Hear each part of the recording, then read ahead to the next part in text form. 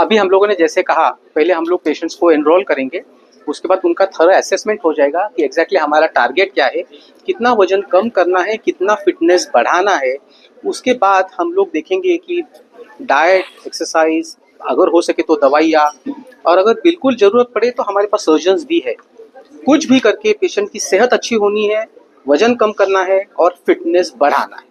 सबसे पहले हम लोग देखेंगे कि पेशेंट का BMI क्या है। BMI यानी हमारे हाइट और वेट का एक रेशियो होता है। तो अगर 23 या 24 होगा तो भगवान नसीब, बहुत अच्छा।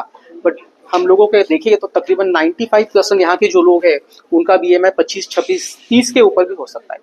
तो BMI अगर कम करना है तो जाहिर है या तो हाइट बढ़ाओ या तो वजन कम करो। हाइट बढ़ाना तो पॉसिबल नहीं है, तो वजन कम करना पड़ेगा। बिकॉज अगर BMI 28 के ऊपर गया तो बाद में घंटी बजने वाली है। हार्ट अटैक, पैरालिसिस, कैंसर जो मैंने कहे वो सब बीमारियां होने की दाट संभावना है। तो हम लोगों को ये सब कम करना ही है। तो वजन अगर कम करना है तो फिर हम लोगों के पास एक BCA करके मशीन होता है, बॉडी कॉम्पोजिशन एनालिसिस। उसके ऊपर हम लोगों को मालूम पड़ता है कि एग्जैक्टली बॉडी में चर्बी कितनी है, क्या है, कहाँ पे फंसी हुई है। उस तरीके से फिर हम लोग हमारा ट्रीटमेंट प्लान करते हैं। एक तो होता है कि एक तो वजन बहुत ज़्यादा होता है, उसके बाद स्ट्रेस फैक्टर हम लोग गिनते नहीं है ना।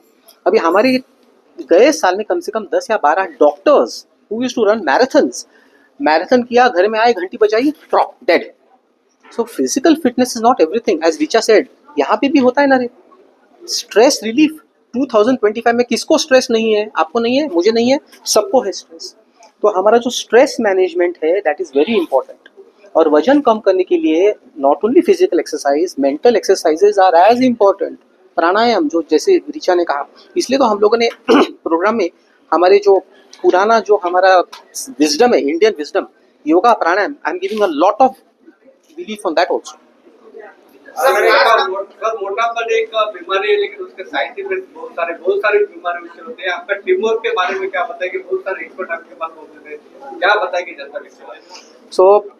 ये जो वजन ज्यादा होता है, इवन 5% वजन अगर ज्यादा होगा तो जैसे आपने कहे 66 बीमारियां उसके साथ जुड़ी हुई है। तो right from depression, heart attack, paralysis, kidney failure, arthritis, खास करके हम लोग देख रहे हैं पीरियड्स आजकल लेट होना, PCOD करके कंडीशन होती है जहाँ पे पिंपल्स आ सकते हैं। औरतों में बच्चे न होना, या फिर अगर बच्चे हुए तो डिलीवरी में प्रॉब्लम होना, अगर डिलीवरी अच्छी हुई तो बहुत कॉम्प्लिकेटेड डिलीवरी होना, और ये इसके बाद जो बच्चा बेचारा पैदा होता है वो भी मोटा आता है, यानी that whole vicious circle continues. तो इसलिए कहीं ना कहीं तो उसको हम लोगों को रुकाना ही